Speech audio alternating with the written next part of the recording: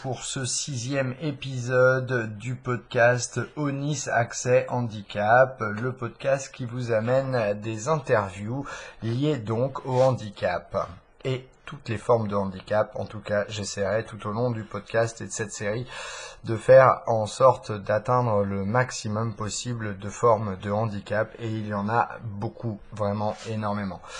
Cette semaine, du coup, on se retrouve pour un podcast qui sera le premier d'une assez longue série concernant le comité départemental de l'AVH, donc c'est l'association Valentin Haoui qui s'occupe en fait des personnes atteintes de déficience visuelle et des aveugles.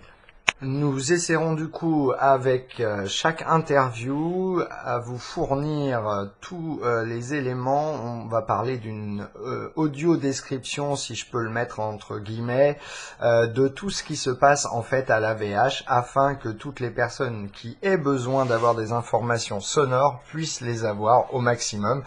Donc là, on commence simplement avec une interview du président du comité départemental. Il s'agit de Serge Lacotte et qui va nous faire une présentation de lui-même, de son handicap, mais aussi une présentation un peu sommaire de l'AVH, puisque dans la seconde interview, second épisode, nous interviewerons Jean-Pierre Collin, qui est le coprésident, vice-président du comité départemental et qui lui n'a pas de handicap et qui, je pense, nous expliquera plus en détail quel est le fonctionnement interne de l'AVH au niveau à la fois national et local.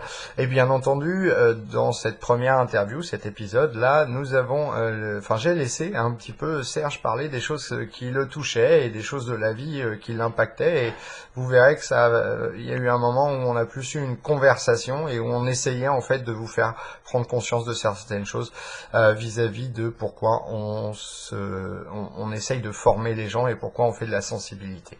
Voilà, donc je vous laisse avec cette interview, on se retrouve à la fin. Bonne écoute à tous. Bonjour, on est ici avec Serge Lacotte, président de l'AVH, tout du moins du comité de l'association Valentin Haoui pour le département de la Charente-Maritime, c'est ça? Oui, c'est ça. Ouais. Ok, tu peux te présenter un petit peu? D'accord. Bonjour, donc je suis le président de l'association Valentin Haoui depuis 2014 et je connais l'association Valentin Haoui déjà depuis une bonne dizaine d'années, mais je ne m'étais impliqué que seulement depuis 2 ans. Et l'association Valentin Haoui en Charente-Maritime est une des 130 représentations sur toute la France. Parce qu'en France, on a des répartitions par comité et par délégation. Les délégations, ce sont les représentations faites par les correspondants locaux, alors que les comités, ce sont des représentations territoriales à l'échelle du département. Donc, qu'est-ce qui t'amène, quelle est la déficience visuelle, si c'est le cas, qui t'amène à l'AVH? Très bonne question. En fait, à la tête d'une association comme l'AVH, le siège parisien recommande qu'il y ait un binôme personne en situation de handicap visuel et bénévole. Donc moi je suis une personne en situation de déficience visuelle. J'ai ce qu'on appelle une rétinite pigmentaire. Mais en fait elle est associée à un problème de surdité. Donc mon problème c'est le syndrome de Usher. Je suis en situation de surdicécité. Tu peux nous expliquer du coup peut-être un petit peu ce qu'est le syndrome d'Usher? Alors le syndrome de Usher, c'est de naissance, c'est quelque chose qui vient, c'est ça. C'est une maladie congénitale qui associe une perte progressive de la surdité et une perte progressive de la vision. En fait, ça amène vers le grand silence alors? Ouais. Ce qu'on appelle, alors je précise pour ceux qui silence, nous écoutent, le grand silence, c'est le fait de ne plus voir et de ne plus Et entendre. de plus entendre. Voilà. Je vais tout droit dans le mur, comme ça. Ma surdité, en fait, a été détectée par mon institutrice dès l'âge donc de 5 ans. Ma mère ne s'en rendait pas compte au début. Et puis ma surdité s'est aggravée à l'adolescence, où là j'ai eu besoin d'être appareillé. Et puis par palier de tous les 10 ans environ, concomitamment avec mon problème visuel, tout s'aggrave. Aujourd'hui, je suis en situation de surdité profonde, donc je nécessite un appareillage bilatéral, c'est-à-dire aux 2 oreilles, et sans mes prothèses auditives, eh bien, je n'entends même plus les sons dans la fréquence des aigus. C'est-à-dire que généralement, je n'entends pas les voix des jeunes filles. Ou des bébés criés. Ou des bébés. D'accord. Ouais. Et au niveau de tes yeux, du coup, Par contre, qu'est-ce que c'est quel est l'impact de Cher sur ta déficience visuelle? Alors, ce qui se passe au niveau de ma vue, c'est que là aussi, comme mon audition, elle s'est aggravée par palier de tous les 10 ans environ. Et les premiers symptômes ont été la myopie. Une myopie qui s'est développée dès ma plus tendre enfance. Bien que j'ai encore le souvenir d'une vision très parfaite jusqu'à l'âge de 4 ans. Une mémoire très précise pour tout ça. Aussi bien pour les couleurs, les formes, le détail des choses. Je me rappelle très très très bien. Et puis donc cette myopie s'est développée, elle s'est aggravée à l'âge de 14 ans au moment de la puberté. Et puis autour de 30 ans j'ai eu la cataracte aux 2 yeux, qui a nécessité donc une opération. Et avec ça, correction de la myopie par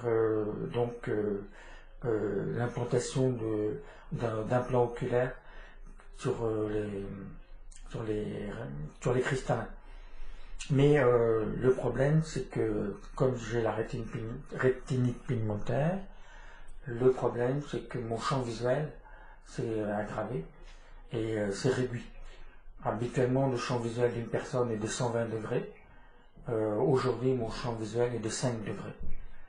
Et il y a déjà 2 ans et demi bientôt, j'ai été opéré de l'œil droit.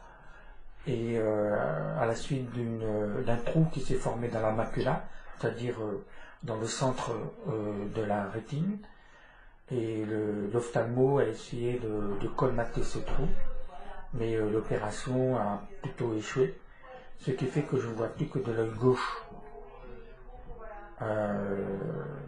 Mais bon, je suis encore assez... Est-ce que tu peux nous donner en dixième pour nous donner une valeur en fait à peu près à ta vue, puis après on essaiera de décrire à quoi ça représente. Ouais, c'est ça.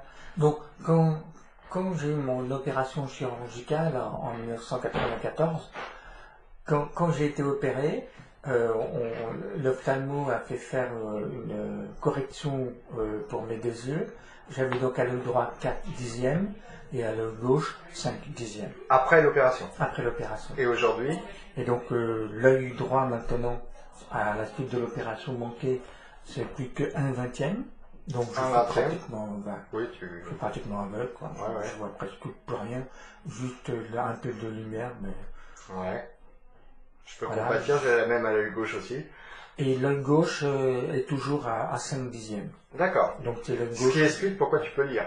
Voilà. Parce qu'on dit quand même, tu utilises quand même une canne blanche, mais tu es capable de lire. Ouais. C'est vraiment parce que, effectivement, il y a des choses que tu as du mal à discerner quand même dans la vie de tous les jours et qu'il te faut une assistance pour te déplacer. Oui. Non, parce que souvent on ne l'explique pas pourquoi les gens, des fois ils lisent et ils ont quand même besoin d'une canne blanche. Ouais. C'est aussi bien qu'on ait un témoignage, tu vois, de ce côté-là aussi. Oui, mais j'ai quand même un champ visuel extrêmement restreint. C'est ce qu'on appelle la vision par tunnel? Voilà. D'accord. Ouais, la vision tubulaire, voilà. Et ce qui fait que si par exemple, là, si je te regarde, je ne vois même pas ton visage en entier. D'accord. Je ne vois qu'une partie de ton visage. Ok. Alors, si je regarde au niveau de tes yeux, je vois ni ton nez ni ta bouche. Il faut que l'œil en fait. Ouais. Un œil. Je vois les 2 yeux quand même, et le front, mais je vois pas ton nez, ta bouche, ni le reste. D'accord, voilà, ok. Donc, je suis obligé de balayer constamment. Bien sûr. Voilà. Ça, c'est le problème de mon champ visuel. Mais bon, comme tu as dit, j'ai le bonheur de pouvoir encore lire. Mais bon, depuis que j'ai eu l'opération à l'œil droit, je fatigue beaucoup à la lecture. Bien sûr. Ouais, au bout d'une heure de lecture, j'en peux plus. C'est trop difficile, mes yeux fatiguent, qui fait que si je veux forcer, après je développe une migraine ophtalmique pratiquement dans la soirée. Carabiné qui demande à se coucher. Carrément, carabiné, ouais. Ouais. C'est un cauchemar, ça. Ok. Alors, je suis à la loi des séries, si on peut dire. Non seulement j'ai le problème de la rétine pigmentaire, mais j'ai, depuis maintenant pratiquement 8 ans, développé un glaucome. D'accord. Alors le glaucome aggrave évidemment... Alors explique un petit peu pour ceux qui ne Voilà. connaissent pas du tout, qu'est-ce qu'un glaucome? Voilà, le glaucome en fait, c'est la tension oculaire dans l'œil qui s'accroît, mais qui vient en fait insidieusement parce qu'on ne s'en rend pas compte. C'est juste quand on va voir un orthoptiste ou un ophtalmo, que cette tension oculaire est donc mesurée et puis donc détectée. Et donc le glaucome a fait son éruption autour de l'âge de 50 ans pour moi. Ce qui fait qu'aujourd'hui, mon champ visuel est complètement affecté. Donc cette pression oculaire malheureusement aggrave la vue, mais surtout elle agit non pas sur la rétine, mais sur le nerf optique. Et c'est ça qui crée la cécité à terme. Donc ça va précipiter ma cécité. Et le problème aussi du glaucome, c'est que ça développe une vision floue. Donc je n'ai plus du tout d'image nette, d'aucune manière. Les collyres sont là pour retarder l'évolution de la maladie, quoi. Voilà. D'accord. C'est génial, hein? Non, ça l'est pas, qu'on soit bien d'accord. Bon, voilà, mais bon. On s'est adapté, je pense, tous les deux à nos problèmes de santé particuliers et on continuera de toute façon de s'adapter si on veut continuer à vivre à peu près le plus normalement possible. Exactement. Ok. Alors décris-nous maintenant un petit peu ton rôle dans l'AVH. Oui. Alors, en tant que président de l'association Valentin Huy, donc je travaille surtout en binôme, puisque je suis avec Jean-Pierre Collin. Voilà, avec Jean-Pierre Ce sera Collin. sans doute la prochaine interview. Très bien. Donc Jean-Pierre, c'est le co-président, on dit vice-président parce que bon voilà, mais en fait il est le co-président. Lui, il est pour moi mes yeux et mes oreilles. Alors, oui, parce que pour expliquer, Jean-Pierre est quelqu'un qui n'a aucun souci, majeur en tout cas, de déficience visuelle. Voilà. Et donc, c'est un petit peu le binôme qui est demandé dans chaque comité, apparemment, à la tête de qui est chaque une comité. personne déficiente et une personne voyante, entre guillemets. Oui, c'est ça. Ok. Exactement. Donc la fonction de président, c'est de représenter la VH au plan départemental. Hein. Ça veut dire que bon, j'ai des responsabilités qui font que je rends compte de nos activités au siège parisien. Mes responsabilités, c'est aussi de représenter la VH sur le plan départemental auprès des instances départementales comme la préfecture, le conseil départemental, la commune, la CDA de La Rochelle, mais aussi les villes de Rochefort, Saintes, Royan, Surgères, où nous sommes représentés. D'ailleurs, pour préciser, c'est dans n'importe quelle ville du département s'il y avait besoin. Oui, tout à fait. C'est pas seulement les grandes villes, c'est vraiment s'il y avait besoin que tu ailles représenter la VH pour tel ou tel bénéficiaire qui a besoin de quelque chose dans telle ou telle petite ville ou grande ville, tu te déplacerais ou quelqu'un de l'association. Ou quelqu'un de l'association. C'est-à-dire qu'en fait, là, j'ai nommé ces grandes villes, c'est parce que ce sont là où sont les délégations du département. Donc voilà. Et puis, alors, non seulement donc les structures administratives, mais aussi les organismes comme par exemple le Rotary Club, les Lions Club, qui vont soutenir aussi la VH dans des actions. Et en même temps, je suis en contact avec les autres associations qui sont en contact avec, qui sont en rapport avec la déficience visuelle, comme les clairvoyants pour la Charente-Maritime, ou bien la bibliothèque sonore. Ce sont les deux autres associations en Charente-Maritime. Départementales. Il y en a qui sont peut-être locales, d'autres ou pas du tout dans le département. Je me rends pas compte en fait. Les clairvoyants en tous les cas sont une association purement départementale, et tandis que l'association de la bibliothèque sonore, c'est une implantation quand même nationale, et eux sont une représentation de cette association nationale. Voilà. Il y a aussi l'association qui s'appelle les Voir Ensemble, mais le contact est tenu et apparemment c'est une association qui est en train de un petit peu de disparaître sur le secteur. Ouais, pas trop la peine d'en parler. On a aussi donc nous, l'AVH, nous sommes pratiquement la seule représentation pour la déficience visuelle en Charente-Maritime. D'accord. Parce que les associations comme l'UNADEV, la Fédération des aveugles de France n'y sont pas représentées. D'accord. Voilà. Donc on occupe le terrain et on essaye de répondre au mieux aux besoins des déficients visuels sur tout le territoire Charente-Maritime. D'accord. Alors est-ce que tu peux nous dire à peu près combien il y a de personnes, on va dire, alors on parle de bénéficiaires à la VH puisqu'il n'y a pas d'abonnement ou d'adhésion au sein de l'association. Par contre, du coup, donc j'explique juste ce que c'est qu'un bénéficiaire, mais du coup tu peux nous dire combien à peu près de bénéficiaires, c'est-à-dire de personnes malvoyantes ou à déficience visuelle ou qui sont familles de personnes atteintes de déficience visuelle. Alors, avant de répondre à ta question, c'est important de rappeler ça, c'est que l'adhésion à l'association Valentin Ami est gratuite. Il n'y a pas de cotisation demandée, contrairement à d'autres associations. Et c'est peut-être aussi ce qui fait à la fois notre force, mais aussi notre faiblesse. Donc du coup, on devient bénéficiaire et bénévole automatiquement. À partir du moment où on vient et où on se présente et... Il y a un petit fichier, on est enregistré, et puis à partir de ça, tous les membres de l'association reçoivent des informations, le bulletin trimestriel et toutes ces choses-là. Alors qui peuvent être soit sonores, soit écrits d'ailleurs. Voilà. Je parle du bulletin trimestriel, qu'on soit bien d'accord, pour ceux qui ne peuvent pas lire. Ouais. Il n'y en a pas en braille, mais par contre il y a une version sonore et une version écrite. Voilà. Et si possible aussi, enfin c'est pas si possible, au cas où il y a quelqu'un qui peut même vous le lire, puisqu'il y a les fameux relais téléphones qui ont été mis en place depuis quoi, 6 mois, 1 an 6 mois déjà. Oui, 6 mois. Voilà. Alors pour revenir à ta question, en Charente-Maritime, nous sommes 475 membres, donc bénéficiaires et bénévoles. D'accord, tout compris. Tout compris.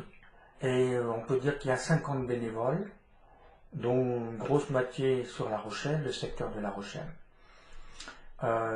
Pour ce qui est des bénéficiaires, ce qui est intéressant, c'est qu'on retrouve les mêmes pourcentages qu'on retrouve au plan national.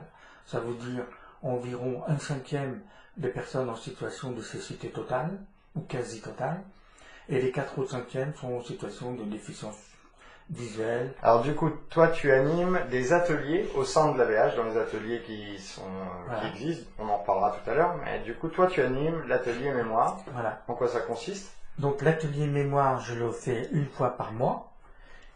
Généralement c'est le 3e jeudi du mois ou quelquefois le 4e, ça dépend de mon emploi du temps. Donc il est principalement à La Rochelle. J'aimerais pouvoir le faire aussi ailleurs, mais sur Saintes par exemple, mais bon, pour le moment la demande n'est pas encore précisée. Donc ça consiste en par exemple la lecture d'un texte et ensuite ça requiert évidemment, ça requiert l'attention orale et la mémoire orale des personnes. Et ensuite je pose des questions sur le texte.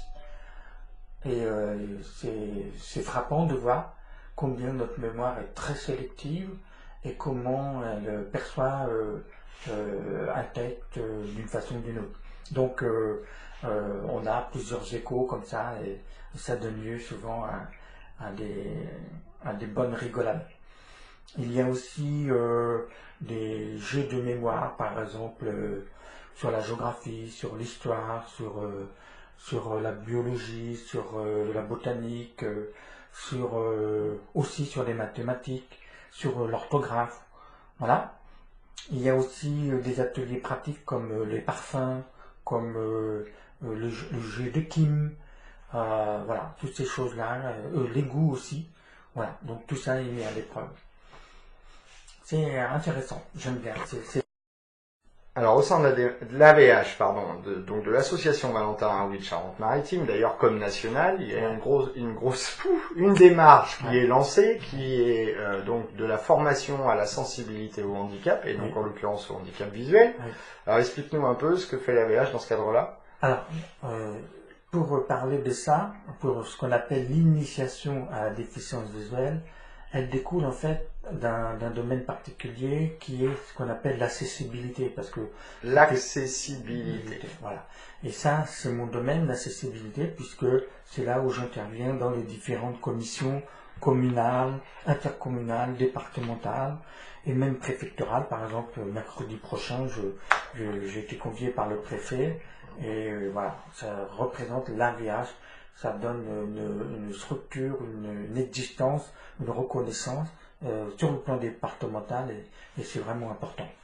Donc l'accessibilité, c'est tout ce qui va concerner le domaine du bâtiment, le domaine de la voirie, le domaine aussi de l'informatique, bien sûr, et puis le domaine des transports. Voilà, donc à ce niveau-là, par exemple, sur le plan des transports, eh bien, nos demandes sont écoutées et en fonction des besoins de la RTCR de La Rochelle sont appliquées. Par exemple, la bande sonore qui annonce le nom d'une station, ça c'est une demande qui a été donc appliquée à notre demande. Pour ce qui est de l'initiation à la déficience visuelle, c'est un autre aspect de l'accessibilité parce que ça permet de faire comprendre la déficience visuelle au grand public. Donc, nous, notre mission, c'est pas seulement de faire connaître l'AVH, mais c'est de faire connaître la situation du handicap visuel dans le monde de l'entreprise, dans le monde des administrations, dans le monde aussi des écoles, des instituts de formation. Voilà. Et ça permet comme ça de sensibiliser tous ces gens-là pour qu'ils comprennent que ce n'est pas parce qu'on a une canne blanche qu'on est nécessairement aveugle, qu'il y a une vie après la vue, que donc on s'organise et donc on peut témoigner de notre vécu, de notre expérience et ça permet de développer des échanges et en même temps les personnes qui sont à l'écoute ont une meilleure compréhension du monde de la déficience visuelle. Alors là, plus récemment, on est intervenu dans un cycle auprès de l'école supérieure de commerce qui s'appelle Subdeco La Rochelle, dans le cadre d'une section qui s'appelle le tourisme adapté, à la demande de la directrice de Subdeco, et on a pu donc boucler un cycle de 5 interventions où on a parlé à la fois du handicap visuel, du droit social des personnes handicapées et du tourisme et du handicap en Charente-Maritime. Voilà, c'était des volets importants et on a eu des bons échos, des bons encouragements. Et puis nos formations, nos enseignements en fait sont aussi appliqués dans les instituts de formation comme l'Institut des formations des aides-soignantes, l'Institut des formations des infirmières, mais on voudrait viser le monde des entreprises privées comme Léa Vital, des entreprises qui sont... Léa Nature, tu veux dire Léa Nature, ouais. Oui, okay. Léa Nature maintenant, ouais. Des entreprises qui ont le souci de l'écologie, mais de l'intégration de la personne handicapée dans la société et dans l'entreprise. Voilà. Donc, c'est un volet qui nous occupe bien et qui a l'avantage aussi d'apporter une rémunération pour l'association qui a besoin de fonds. Comme toute association finalement. Ouais. Pour vivre, il faut... Ouais. Les subventions baissent, donc il faut trouver d'autres moyens de ressources. Bien sûr. Ouais, c'est un vrai problème. Hein. Oui, bah j'en doute pas. Ouais. Pour être très précis et que tout le monde ait les mêmes informations, je vous donne en supplément, du coup, intercalé dans cette interview, les contacts de l'association Valentin Haoui, le comité de Charente-Maritime. Vous pouvez donc les contacter par téléphone au 05 46 41 26 03. Je répète, 05 46 41 26 03. Ils sont situés au 20 rue Gambetta, 17 000 La Rochelle. Ils sont ouverts du mardi matin 9h au mardi midi, du mercredi 14h à 17h, du jeudi 9h au jeudi midi et du vendredi 9h au vendredi midi. Et exceptionnellement, une fois par mois, le premier samedi du mois, ils sont ouverts le samedi matin de 10h à midi, je répète, le premier samedi du mois uniquement. Vous pouvez les contacter par mail au mail suivant. Alors, comité.larochelle tout attaché @avh.asso.fr. Alors je vais l'épeler, du coup ce sera plus simple. Comité COMITE point La Rochelle LAROCHE2LE arrobase avh.asso.fr.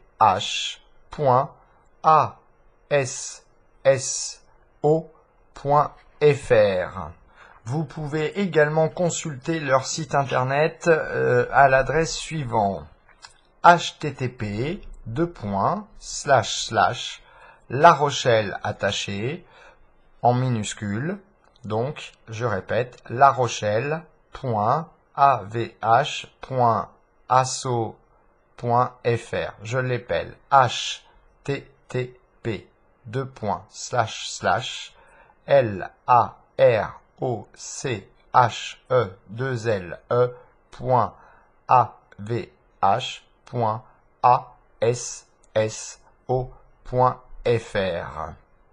Et depuis peu, le comité départemental de l'AVH s'est constitué ou s'est inscrit tout du moins à Facebook. Et du coup, il y a une page Facebook. Attention, ce n'est pas un compte privé, il s'agit d'une page Facebook qui s'intitule AVH 17. Il y a un espace entre AVH et 17. Vous pouvez le trouver facilement. Alors sinon, c'est assez compliqué l'adresse internet de Facebook. Donc allez directement sur Facebook, tapez dans la barre de recherche de Facebook AVH plus loin 17 et vous devriez directement tomber sur la page de l'AVH Charente-Maritime. De toute façon, il y a une photo avec la devanture du siège du comité qui se situe, je le rappelle, au 20 rue Gambetta à La Rochelle. Et sinon, vous avez également en photo, je dirais en logo, le logo de l'association Valentin Haoui avec marqué en bas Comité Charente-Maritime. Comme ça, vous serez sûr que vous êtes sur la bonne page. Voilà, je vous laisse apprécier du coup la seconde partie de cette interview où avec Serge nous avons abordé des sujets un peu plus personnels de personnes malvoyantes ou déficientes visuelles, si je peux me permettre. Avant de conclure du coup avec Serge, dis-nous un petit peu quel est ton sentiment, quelles sont les choses pour toi qui te gênent aujourd'hui entre le handicap et la société, on va dire, valide, normale. Ouais. On ne sait pas trop comment l'appeler en général, puisqu'on ne sait pas si on doit prendre des pincettes avec eux ou si c'est eux qui doivent les prendre avec nous. Ouais. Donne-nous un petit peu ton sentiment là-dessus. Alors justement, ça c'est mon cheval de bataille, si on peut dire. Et justement, ça fait partie de l'accessibilité. Et en même temps, ça fait partie d'un des points essentiels de la loi du 11 février 2005 qui reconnaît le statut du handicap, qui donne même une définition très précise du handicap. Et le problème, c'est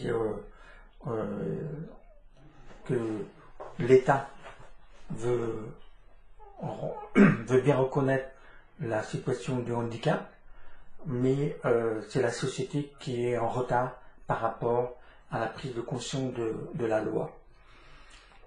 Il y a une notion qui intervient de plus en plus dans les hautes instances, qui est ce qu'on appelle l'inclusion. Ça veut dire que l'État veut intégrer la personne handicapée dans tous les échelons de la société. Mais comme je viens de le dire, il y a un gros problème avec la société en général, un problème d'instruction, un problème d'éducation. Il y a un gros retard en France et beaucoup de personnes en France restent bloquées, figées sur les préjugés et ont évidemment une idée très négative du handicap. Et au niveau du handicap visuel, on n'échappe pas à la règle. Alors t'as pas l'impression qu'ils ont mis un petit peu un texte de loi sans rien mettre derrière du coup, parce que on est quand même 13 ans après la loi, il n'y a pas eu vraiment d'évolution, on en est encore dans certaines communes à construire, alors non seulement sur le déficience visuelle, mais surtout en forme de handicap, des moyens d'accès pour les bâtiments publics. Il a fallu rallonger de je ne sais pas combien d'années le délai pour pouvoir mettre aux normes les bâtiments. Et du coup, moi j'ai quand même cette impression qu'ils se sont donné bonne conscience en faisant une loi, mais que derrière ils n'ont mis, entre guillemets, pas beaucoup de moyens. D'abord pour faire de la sensibilisation dans les écoles, ce qui serait normal, puisque c'est par là que tout commence, c'est que si on sensibilise les enfants, ils comprendront mieux le handicap aux plus jeunes, et du coup auront sans doute à la fois plus de respect et plus et moins peut-être de barrières vis-à-vis de ça, puisque c'est des choses qu'ils ne connaissent pas, et puis comme on nous enlève un petit peu, je dirais que c'est une société qui nous enlève beaucoup de curiosité. Donc du coup les gens vont de moins en moins les uns vers les autres. Donc est-ce que tu n'as pas cette impression toi que c'est juste, on a fait encore un effet d'annonce, un petit peu, bon bien qu'ils aient posé une loi, c'est encore un effet d'annonce pour moi où on dit on va faire ça et puis on ne fait rien en fait, on pose juste la loi et démerdez-vous. Que ce soit les gens handicapés ou que ce soit les gens non handicapés au final, puisque eux doivent mettre en place une loi sans savoir réellement comment faire. Et les personnes handicapées n'ont pas forcément tous les moyens à disposition pour faire appliquer la loi. C'est-à-dire que, comment est-ce que je pourrais dire ça? L'avantage d'avoir une loi à notre côté, c'est qu'elle permet la reconnaissance du handicap et de la personne handicapée. Mais le problème, c'est comme je l'ai dit, la loi est au-dessus de la société est en retrait. La société n'est pas du tout en fait éduquée.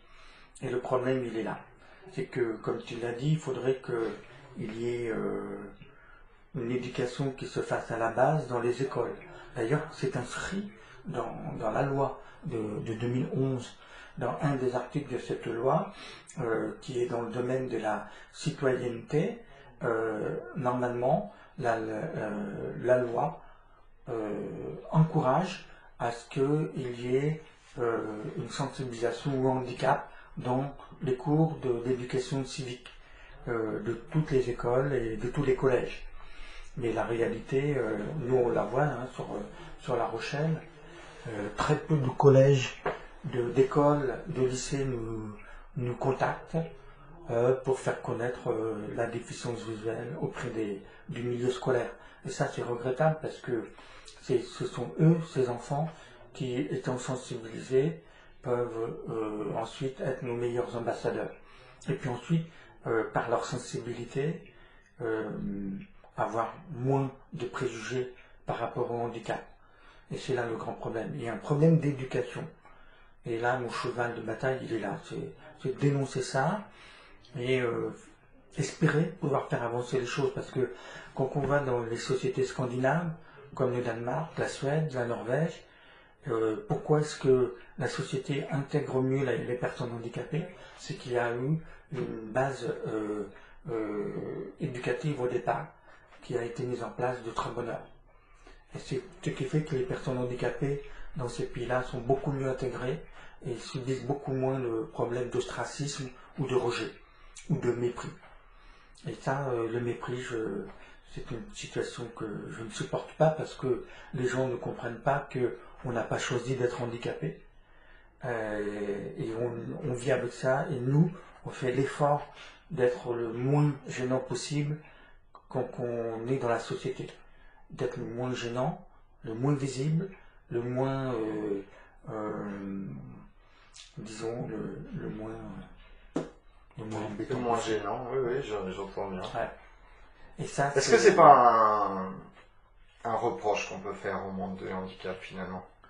En fait, à force d'être le moins gênant mais invisible, ouais. et à force d'être invisible, finalement, c'est normal que les gens n'aient pas conscience de ce qu'il en est.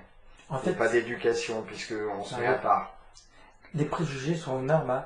Il faut comprendre qu'il y a encore... Mais pas seulement les préjugés d'un côté. Oui, moi, je me rends compte que c'est dans les deux sens. C'est que on a tendance à s'isoler quand on est en situation de handicap. Merci, de handicap. On s'isole facilement.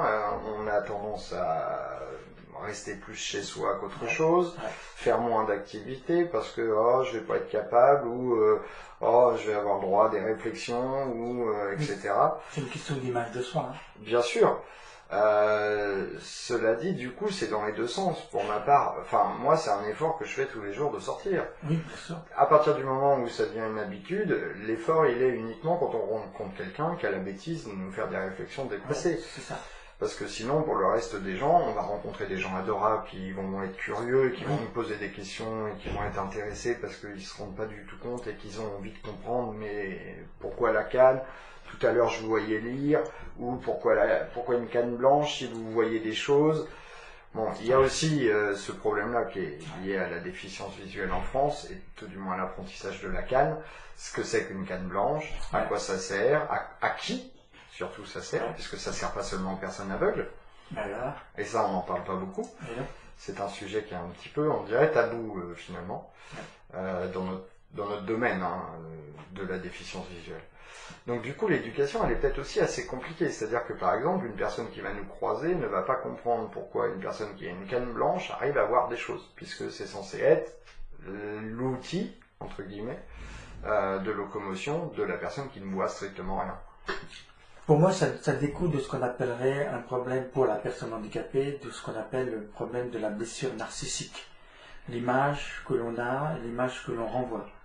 Et donc ça, c'est un domaine que nous, on va arriver à surmonter. Et j'y arrive maintenant, aujourd'hui j'y arrive parce que, par exemple, tu as évoqué la question de la canne blanche. J'ai mis 10 ans pour m'approprier la canne blanche et en faire ce que j'appelle maintenant ma copine. Parce que je ne peux plus sortir sans la canne blanche. Et elle me facilite en fait pas mal mes déplacements. Alors explique en quoi tu ne peux plus sortir sans la canne blanche, parce que je pense que la plupart des gens ne comprennent pas quand on a encore un petit peu de vision de se dire pourquoi on a besoin de la canne blanche. Ouais. En fait, à cause de mon problème de champ visuel, j'ai besoin de sortir avec la canne blanche pour signaler ce problème visuel, sinon je risque de heurter les gens, je risque de me blesser et je risque de blesser des gens, de faire tomber des personnes, que ce soit des enfants, des personnes âgées. Et avant d'adopter la canne blanche, j'ai beaucoup heurté des gens. À chaque fois, je m'excusais, j'exprimais ma confusion, mais c'était toujours un problème. Et maintenant que j'ai la canne blanche, ce sont les gens qui s'excusent, s'il y un télescopage. Donc, ça me facilite beaucoup la vie. Alors qu'avant, j'étais toujours en train de m'accuser, de me culpabiliser, parce que j'avais heurté une personne que je n'avais pas vue. Voilà, donc la canne blanche, ça me facilite quand même le déplacement. Et puis, j'ai donc réussi à surmonter ce préjugé de la canne blanche, de sorte que maintenant, quand je cours, j'ai un itinéraire le long de la côte que j'ai parfaitement mémorisé, et je cours avec ma canne blanche maintenant. Ce qui fait que les gens, quand ils me voient, sont étonnés mais en même temps, il s'écarte quand il me voit arriver. Donc moi, ça me permet de pouvoir faire ma course tranquillement et sans obstacle, sans danger pour moi aussi. Voilà, donc j'ai vraiment réussi à surmonter ça. Mais c'est vrai que la canne blanche, ça a été un long combat avant de l'adopter. Mais maintenant, je vois les avantages. Qu'est-ce qui t'a empêché de l'adopter tout de suite alors? Alors, ce qui m'empêchait de l'adopter, c'est parce qu'au début, justement, je parlais de blessures narcissiques. Au début, je refusais la canne blanche parce que j'avais un gros problème, c'est que je me disais, mais je ne suis pas aveugle, je ne peux pas porter de canne blanche. Donc j'avais déjà ce problème-là au départ. C'est déjà un problème d'éducation. On revient au problème d'éducation dont on parlait tout à l'heure, qui est de dire il n'y a pas de... On dit, voilà, la canne blanche, c'est pour les aveugles, et du coup, même si on en a besoin et qu'on n'est pas aveugle, on se refuse à l'apprendre parce qu'on ne veut pas donner cette image d'aveugle que l'on n'est pas. Ah oui. On ne veut pas mentir, en fait. On Ouais, veut c'est être ça. honnête et on n'a pas envie, et du coup, on a cette peur de se dire, voilà, et effectivement, on en parlait en aparté, puisqu'on se connaît en dehors de cette interview, et l'autre jour, on en parlait pendant la soirée papote, du fait des réflexions qu'on peut se prendre, des gens qui viennent nous voir, et des fois même qui nous agressent, bon pas Ouais. forcément physiquement, mais verbalement, vraiment, puisque je comprends pas, mais c'est n'importe quoi. C'est ça. Ouais, parce que nous, on ne veut pas tricher, comme tu dis, on ne veut pas mentir, on ne veut pas tricher. Et tu vois, l'année dernière, donc pas plus loin que le mois de juillet l'année dernière, pendant les francopholies, j'ai été comme ça, carrément,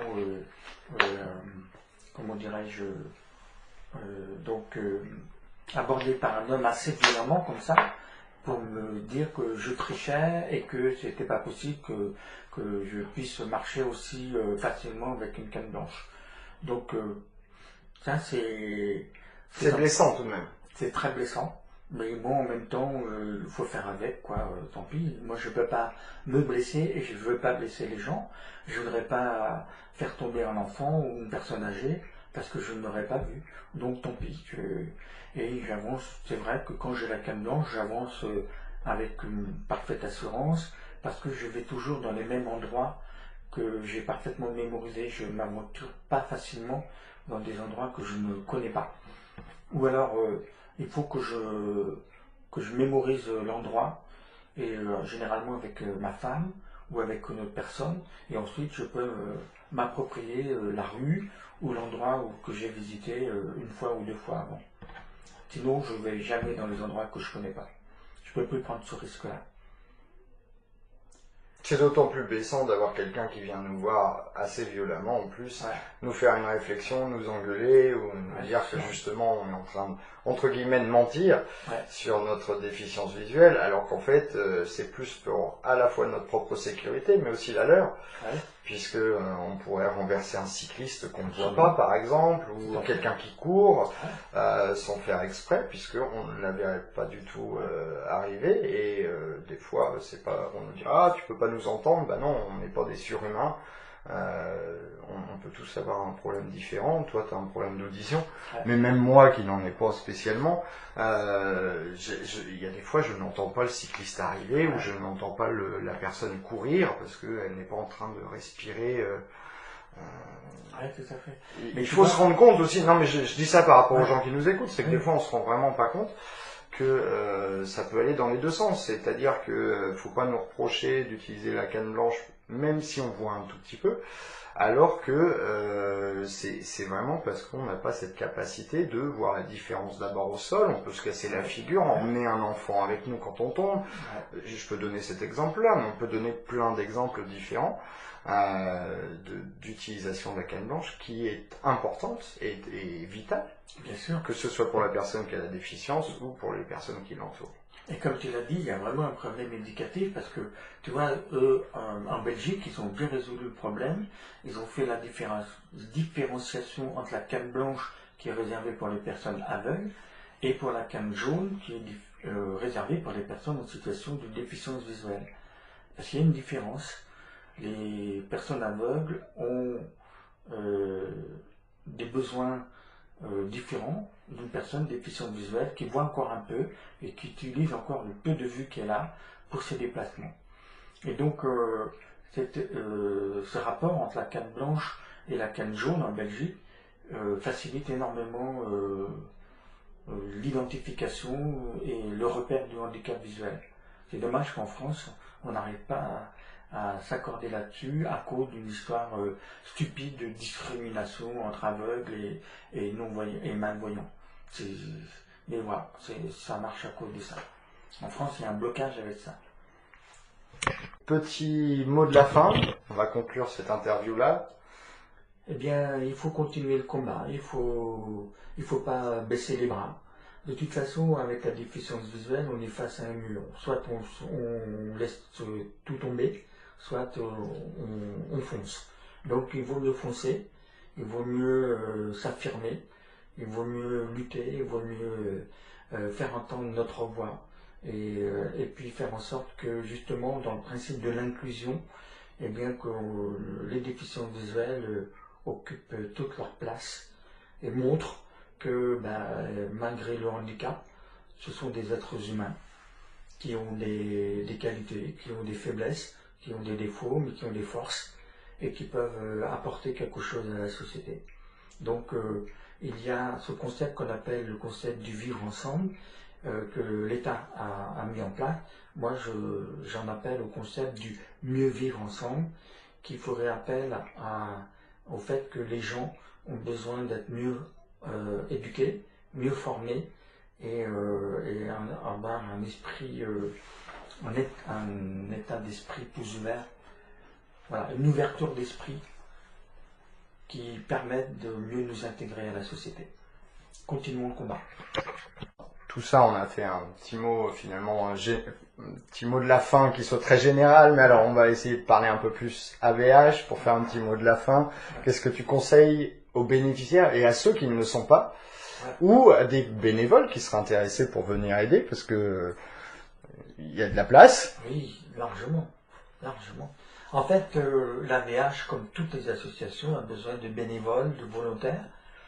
Et c'est vrai que la découverte du monde de la déficience visuelle est particulière parce que les besoins sont spécifiques, l'approche de la personne déficiente visuelle est aussi spécifique, mais après, lorsqu'on est en contact avec ce milieu-là, on découvre des richesses, on découvre tout un monde qui a autant de valeur que le reste. Alors la VH justement s'inscrit dans cette optique-là, accueillir, informer et puis former. Voilà.